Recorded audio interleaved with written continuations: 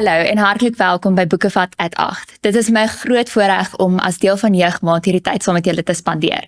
Ons teksgedeelte vir vandag is Matteus 11 vers 29, maar ek gaan vanaf vers 28 lees. Kom na my toe, julle almal wat moeg is en swaar laste moet dra, en ek sal julle lewens verkoop.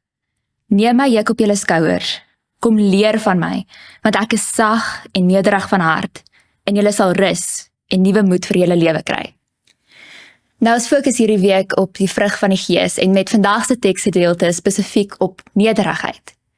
Jesus sê ons kan by hom en van hom leer omdat hy sag en nederig van hart is. Hoe ek dit interpreteer is ook dat dit 'n vergelyking is met die Fariseërs, oftewel die skrifkenners.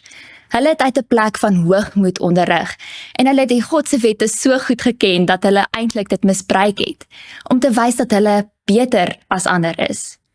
Jesus egter het al selfs as klein seentjie in die tempel saam met hierdie Fariseërs gesprekke gevoer.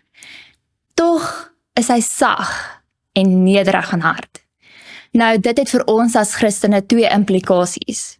Die eerste een is dat ons nie bang hoef te wees om by Jesus en van Jesus te leer nie. Die Seun van God wat aarde toe gekom het om vir ons te sterf en so groot rol in ons lewe speel, is sag en nederig van hart.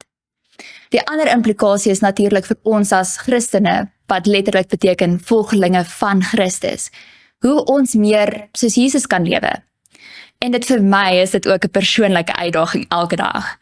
So eerstens, wanneer ons ander onderrig, wanneer ons hulle van Jesus leer, is ons sag en nederig van hart?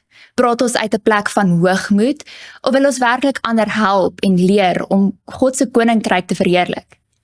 Dan die ander kant is ook belangrik.